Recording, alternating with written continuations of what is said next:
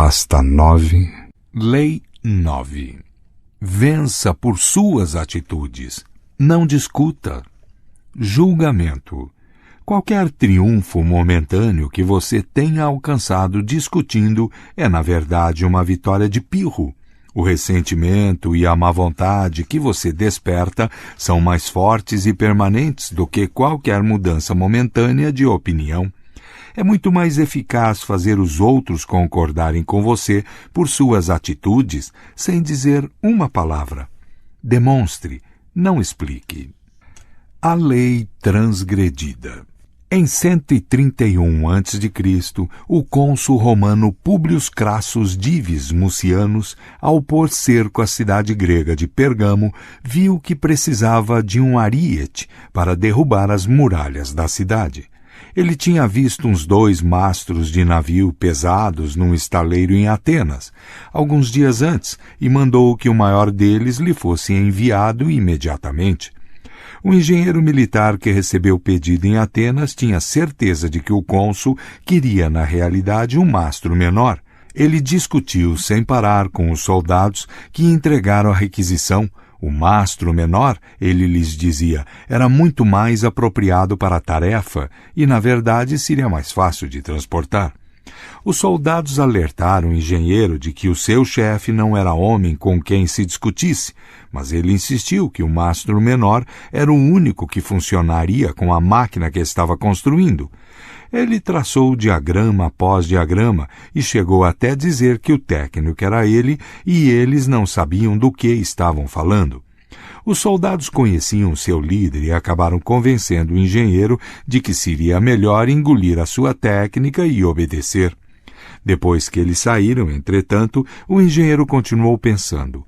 Qual o sentido, ele se perguntava, de obedecer a uma ordem que vai levar ao fracasso? E então ele enviou o mastro menor, confiando que o cônsul veria que ele funcionava muito melhor e o recompensaria justamente.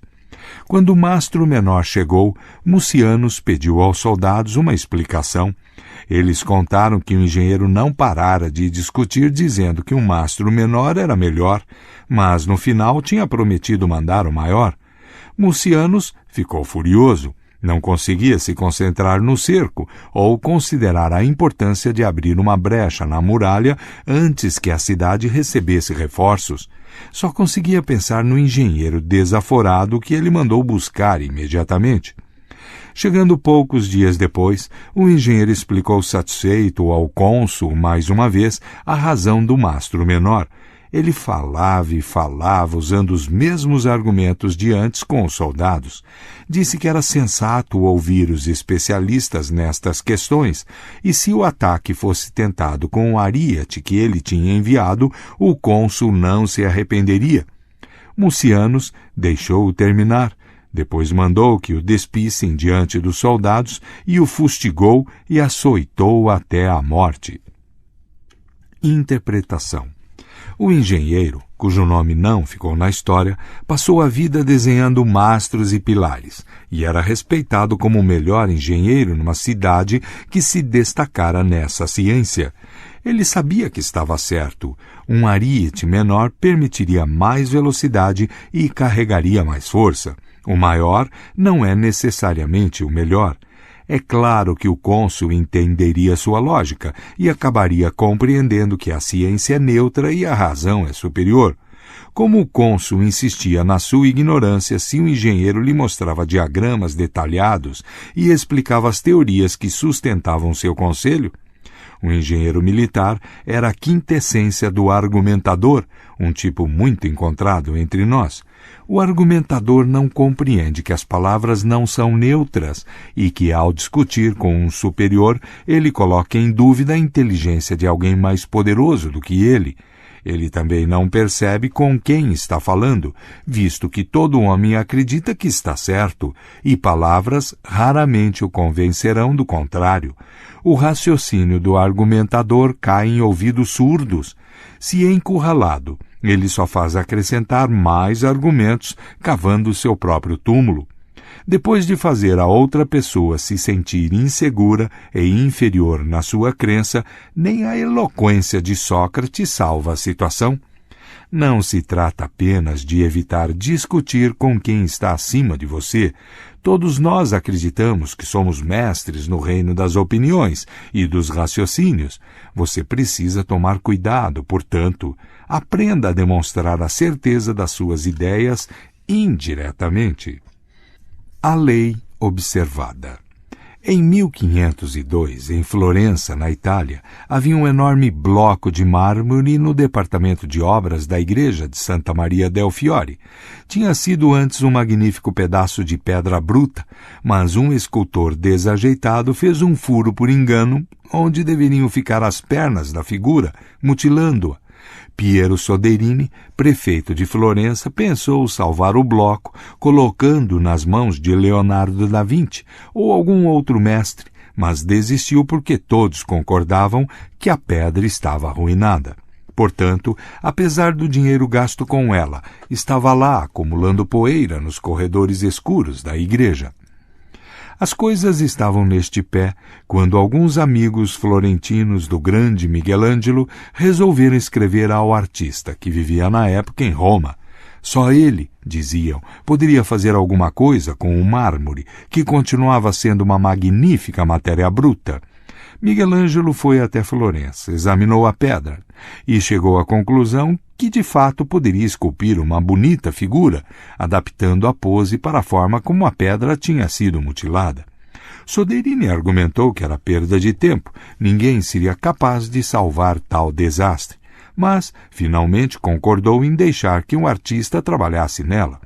Michelangelo decidiu que retrataria Davi jovem, empunhando a funda. Semanas mais tarde, quando Michelangelo estava dando os últimos retoques na escultura, Soderini entrou no estúdio. Fazendo-se de conhecedor, ele analisou a enorme peça e disse a Michelangelo que, embora achasse um trabalho magnífico, o nariz, ele julgava, estava grande demais. Michelangelo percebeu que Soderini estava em pé, bem debaixo da figura gigantesca, e não tinha uma boa perspectiva. Sem dizer uma palavra, acenou para Soderini acompanhá-lo subindo no estrado. Alcançando o nariz, ele pegou o cinzel e um punhado de pó de mármore que ficara depositado sobre as tábuas.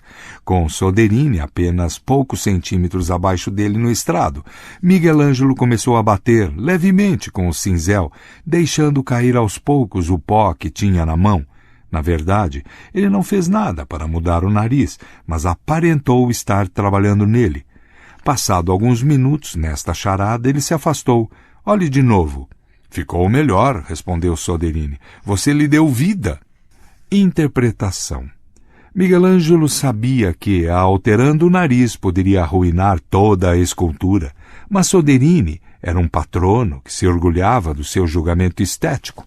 Ofender um homem como este, discutindo com ele, não traria nenhum benefício para Michelangelo e ainda colocaria em risco futuras encomendas.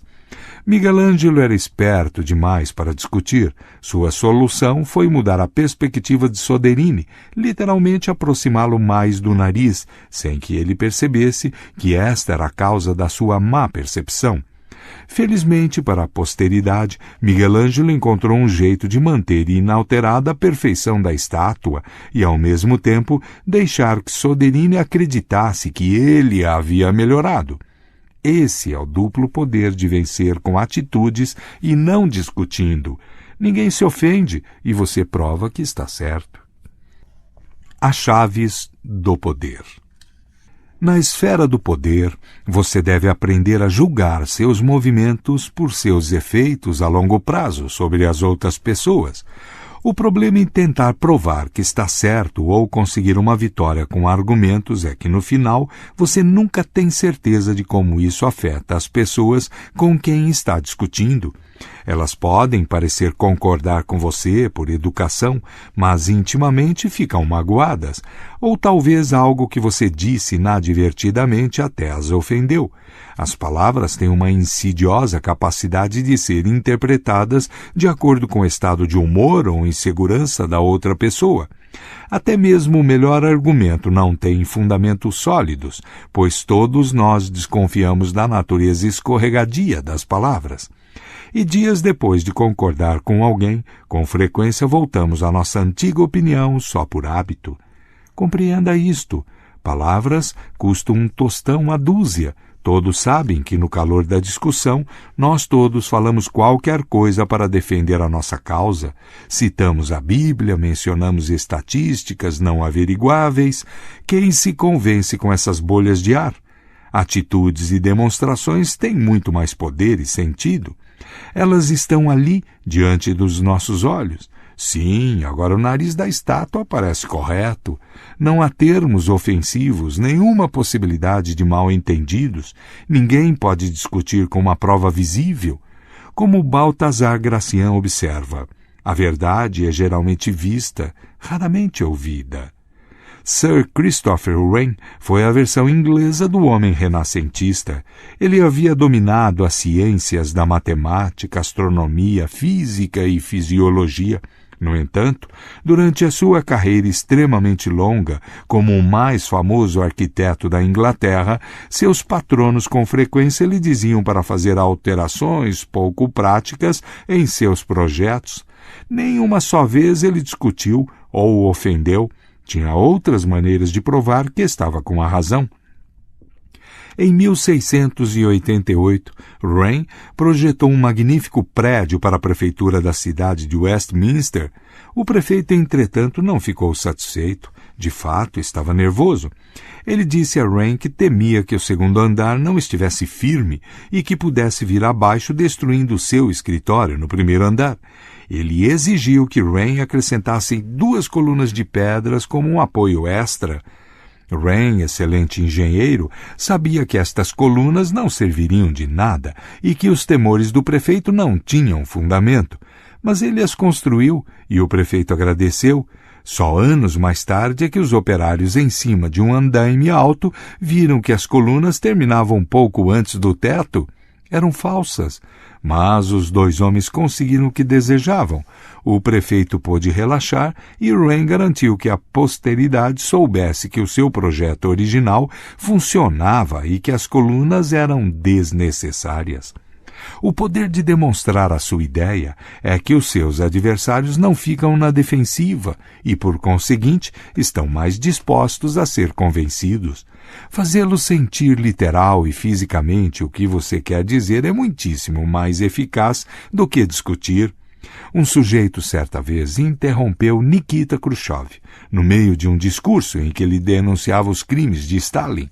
"O senhor foi colega de Stalin?" gritou o sujeito. "Por que não o impediu na época?" Khrushchev, aparentemente, não podia ver o cara e rosnou. "Quem disse isso?" Ninguém levantou a mão. Ninguém moveu um músculo. Passados alguns segundos de tenso silêncio, Khrushchev disse com voz tranquila: "Agora você sabe por que eu não o impedi." Em vez de simplesmente argumentar que qualquer pessoa diante de Stalin teria medo, sabendo que o mais leve sinal de rebeldia significa morte certa, ele o fez sentir o que era enfrentar Stalin, o fez sentir a paranoia, o medo de falar em voz alta, o terror do confronto com o líder, neste caso, Khrushchev. A demonstração foi cabal e não se discutiu mais. A forma de persuasão ainda mais eficaz do que a atitude é o símbolo. O poder de um símbolo, bandeira, história mítica, monumento ou um episódio carregado de emoções, é que todos compreendem sem você ter de dizer nada. Em 1975, quando Henry Kissinger estava envolvido em negociações frustrantes com os israelenses sobre a devolução de parte do deserto do Sinai, de que eles tinham se apossado na guerra de 1967, de repente ele suspendeu uma reunião tensa e resolveu visitar os pontos interessantes da cidade. Foi às ruínas da antiga fortaleza de Massada, conhecida por todos os israelenses como o local onde 700 guerreiros judeus cometeram suicídio em massa no ano 73 d.C., em vez de ceder às tropas romanas que os cercavam. Os israelenses compreenderam na mesma hora a mensagem de Kissinger. Ele os estava acusando indiretamente de estar incentivando o suicídio em massa. Embora a visita por si só não mudasse a opinião deles, os fez pensar com mais seriedade do que qualquer alerta direto. Símbolos como este têm um grande significado emocional. Quando a meta é ter poder ou tentar conservá-lo, busque sempre a via indireta. E também escolha com cuidado as suas batalhas. Se a longo prazo não tiver importância que a outra pessoa concorde ou não com você, ou se o tempo e a própria experiência a fizerem compreender o que você quer dizer, então é melhor nem mesmo se preocupar em mostrar nada. Poupe a sua energia e afaste-se. Imagem. A gangorra. Para cima e para baixo, para cima e para baixo, seguem os que discutem sem chegar rápido a lugar algum. Desça da gangorra e mostre a eles o que você quer dizer sem forçar nada.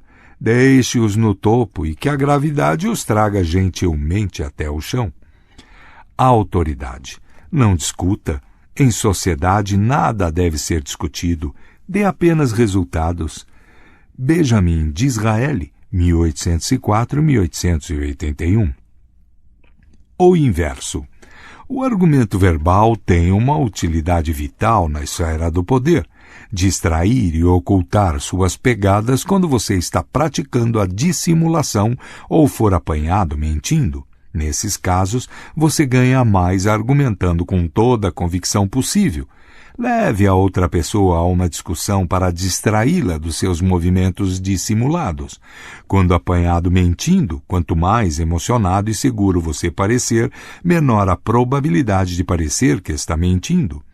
Esta técnica salvou a pele de muitos charlatões.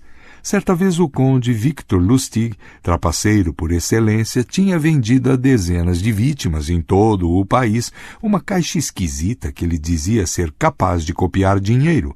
Vendo que tinham sido enganadas, as vítimas em geral preferiam não procurar a polícia para não se arriscarem ao constrangimento do caso tornado público.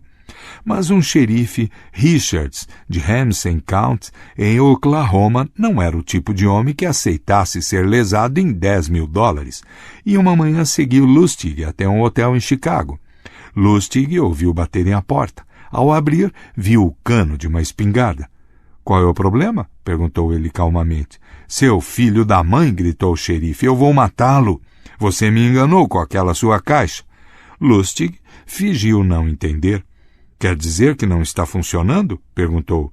Você sabe que não está, retrucou o xerife.